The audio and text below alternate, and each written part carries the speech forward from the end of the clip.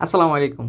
This is day 15 of taking IELTS computer delivered preparation without any coaching center, completely staying from home.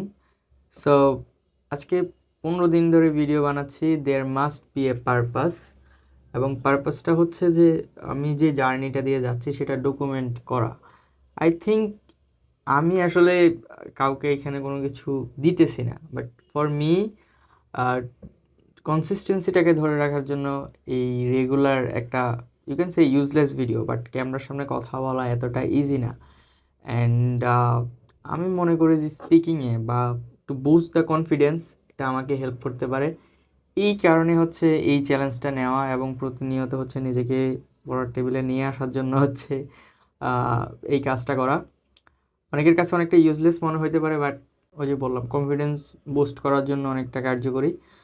So এই কয়েকদিন ধরে মূলত কাজ করতেছিলাম লিসেনিংয়ের উপরে।